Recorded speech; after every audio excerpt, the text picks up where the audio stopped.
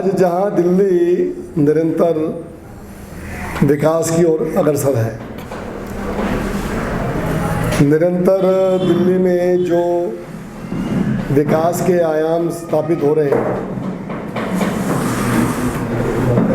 और ये आज़ादी के 75वें साल के अंदर जितने काम दिल्ली सरकार ने किए पिछले 6.5 साल के अंदर 7 साल पूरे होने जा रहे हैं। आज ये पूरे दिल्ली में और पूरे देश में एक चर्चा के विषय बने हुए हैं कि दिल्ली में यदि इतना विकास 6.5 साल में हो सकता था और हुआ, तो 74 साल में जितने नेता आए उन्होंने इस तरह से काम क्यों नहीं किया।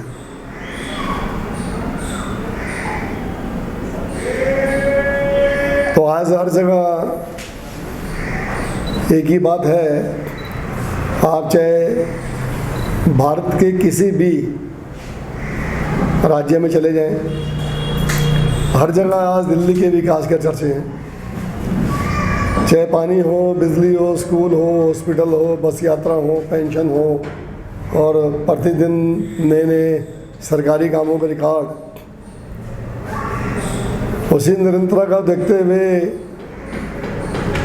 आज जहां एक तरफ दिल्ली के अंदर केंद्र की सरकार है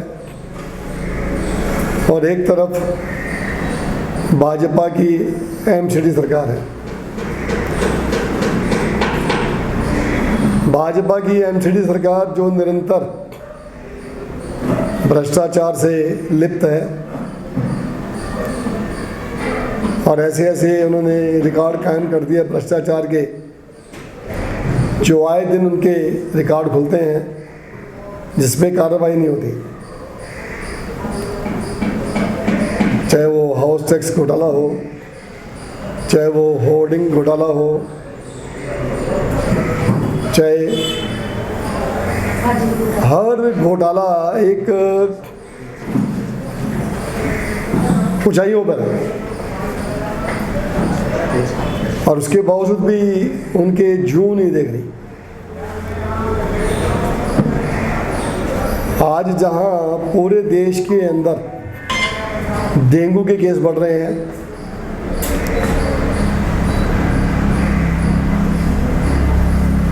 और आज से 3-4 महीने पहले जब उत्तर प्रदेश के अंदर एक ही दिन में सैकड़ों बच्चों की जान गई डेंगू के माध्यम से,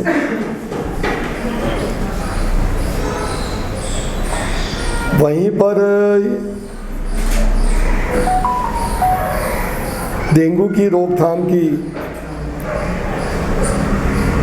प्रिकॉशंस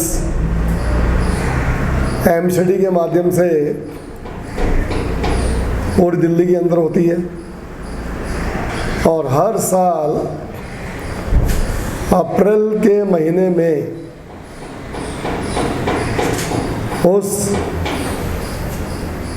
बीमारियों को रोकने के लिए, चाहे वो डेंगू हो, मलेरिया हो, टाइफाइड हो, उसकी तैयारियां अप्रैल में उनकी दवाइयां खरीदने की शुरुआत हो जाती है ताकि बरसात होने से पहले, क्योंकि मच्छर जो है बरसात में पैदा होता है, उसकी रोकथाम उससे पहले कर ली जाए।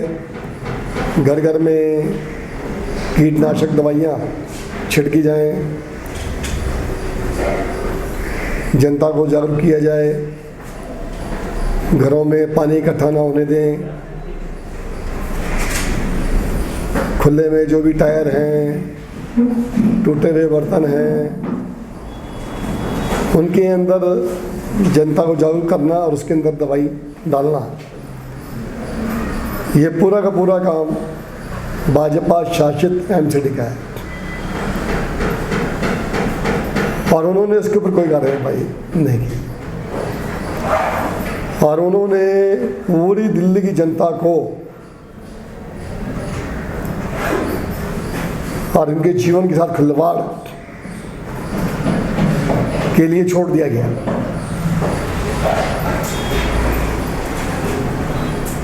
अभी इसी महीने साउथ दिल्ली के मेयर का एक मैसेज संदेश आया कि हम अब युद्ध स्तर पर दवाइयों का छिड़काव करेंगे, फॉगिंग करेंगे। तो ये जो बयान है ये पूरी तरह से संवेदनहीन है। ये उनकी कार्यशैली को दर्शाता है। और वहीं एमसीडी के विभाग में बात की तो उनके पास कर्मचारी ही नहीं है दवाई छिड़कने के लिए। दवाई भी नहीं है और कर्मचारी भी नहीं है।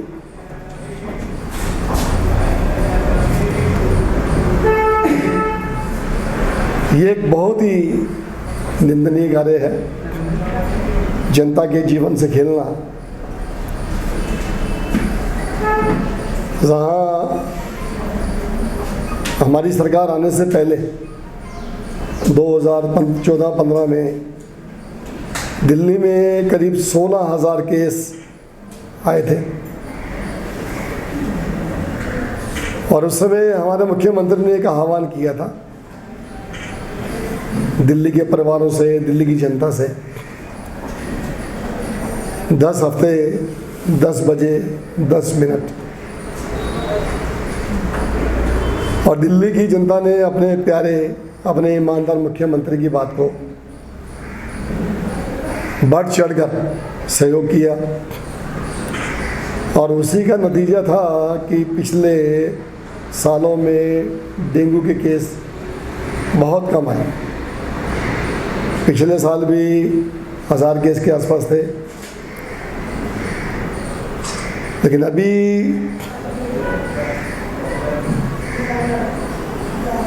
थोड़े से केसों की बढ़ोतरी शुरू हुई और ये केस करीब 750 के करीब पार हुए।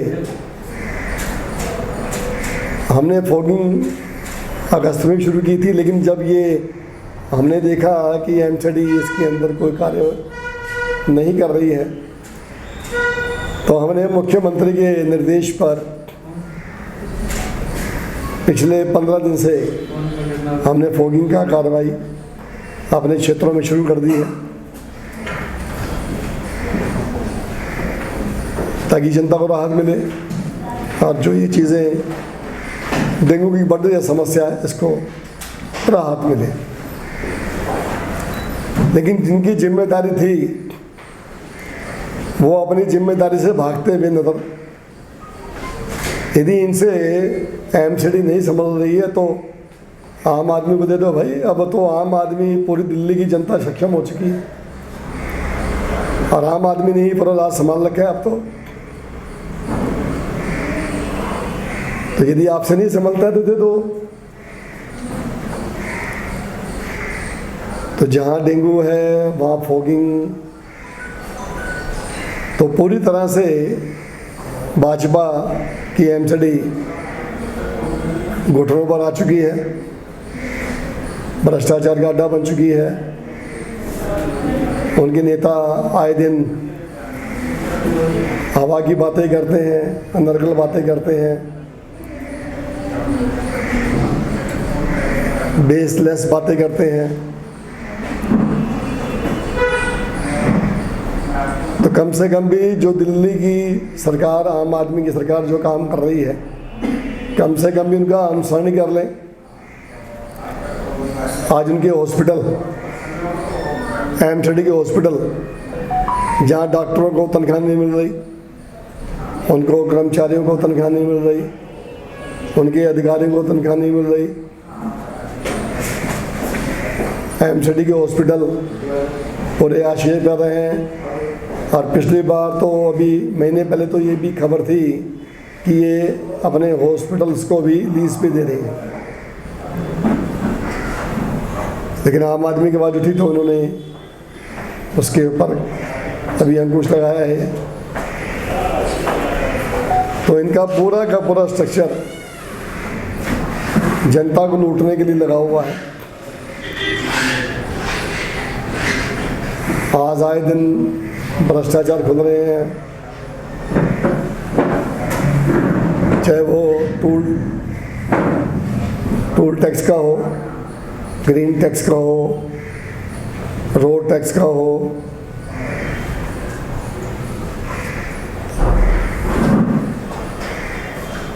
तो आपके माध्यम से मैं उनके कान में जो तेल डला हुआ है, आंखें बंद हैं, आपके माध्यम से उनकी आंखें खुलें और जो कि कान में तेल डाल रखा है वो साफ करके जनता के कार्य पे लगें। नहीं तो बस अब चंद समय रह गया है और आप कहीं भी चले जाएं, यहाँ पूरे दिल्ली के अंदर और मेरी विधानसभा मोती नगर के अंदर हम जो रोज़ाना मोहल्ला सभा करते हैं और जनता के बीच में जाकर उनकी ग्रीवेंस सुनते हैं, उनकी समस्याओं को सुनते हैं, उसका निवारण करने की कोशिशें होती हैं। तो जब हम उनसे बात करते हैं कि आपके एमसीडी, तो आपके जनता का स्पष्ट रूप से कहना है कि जैसे पहले कांग्रेस की जमानतें जब्त हुई थी, आपके एमसीडी में भाजपा की भी जमानतें 272 वार्ड के अंदर जब्त होंगी। सर, आप अपने क्षेत्र में बहुत अच्छा काम कर रहे हैं, हम उसको लिखते भी रहते हैं, लेकिन दिल्ली सरकार की हम बात करें, मुख्यमंत्री हैं सूबे के, दिल्ली के, उनकी कुछ नैतिक जिम्मेदारी जनता की, जो दिल्ली की जनता उनके लिए बनती है। जैसे पेट्रोल के दाम बढ़ गए, जैसे गैस सिलेंडर बढ़ रहे हैं, तो उन पर कुछ बोलते नहीं है। और अब DU में भी काफ़ी लोगों को सैलरी भी नहीं काफ़ी टाइम से मिली है, तो मुख्यमंत्री इस पर कुछ बोलते नहीं है। ऐसा क्यों है कि इन सब पर चुप हैं? आज पूरी तरह से भाजपा की केंद्र सरकार एक तानाशाही रवैये पे आ चुकी है। आज लगभग 1 साल होने को जा रहा है और हमारे किसान, उनके छोटे छोटे बच्चे, 90 साल की बुजुर्ग महिलाएं, अभी 3 महिलाओं को, किसानों को बहादुरगढ़ में एक ट्रक ने रोन दिया, उनकी मौत हुई।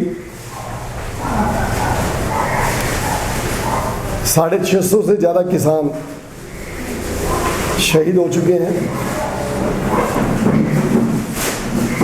और वो लगातार एक ही बात कह रहे हैं कि आपने जो हमारे ऊपर 3 काले कानून थोपे हैं, जो आप हमें कह रहे हैं कि हम आपकी आय को 2 गुना करेंगे,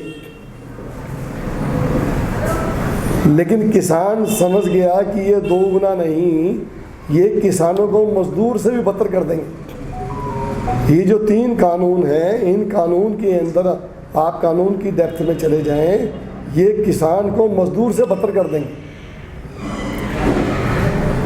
इस कानून में क्या है कि एक भी पूंजीपति पूरे देश का अनाज भंडार कर सकता है।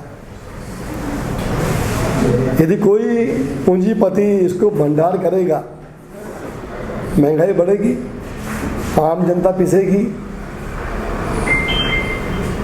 दूसरा ये है कि वो अपने भंडार करके अपने अनाज को 1 साल में 2 गुना रेट तक बेच सकता है।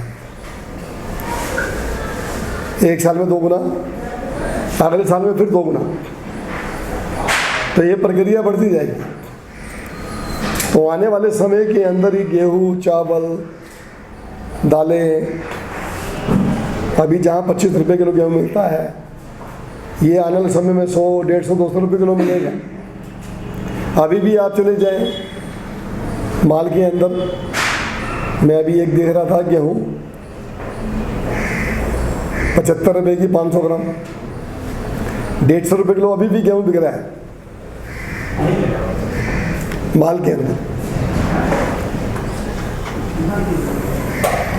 हमारे सेब है, उसका न्यूनतम मूल्य जो है वो 16 रुपये किलो है।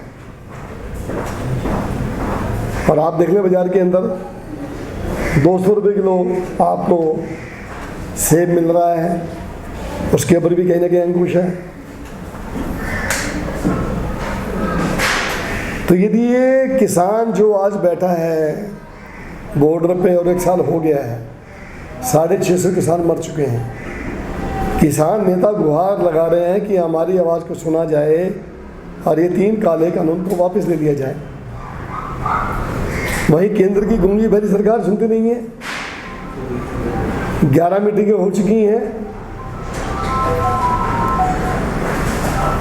और ये पेट्रोल की बात आप कर रहे हैं। पेट्रोल 60 रुपये लीटर था आज से 5 साल पहले, और आज दिल्ली के अंदर पेट्रोल 109 रुपये हो चुका है।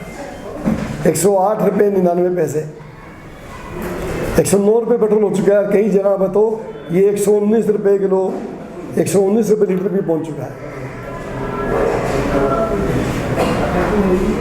आज पेट्रोल हर एक की एक आवश्यकता है। महंगाई किस तरह से बढ़ रही है, जनता गुहार लगा रही है। सारा सिस्टम एक पेट्रोल से चलता है। तो एक जो तानाशाही रवैया जो देश में चल रहा है, आज रेलवे का निजीकरण हुआ और रेलवे के लाखों कर्मचारी सड़कों पे प्रदर्शन किया। LIC का निजीकरण किया गया, उसके लाखों कर्मचारियों ने प्रदर्शन किया। एयर इंडिया के, जेट इंडिया के एम्प्लॉय ने सड़कों पर प्रदर्शन किया, निजीकरण हुआ। आज तमाम आप प्रकरण देखें तो एक तानाशाही रवैया देश में चल रहा है।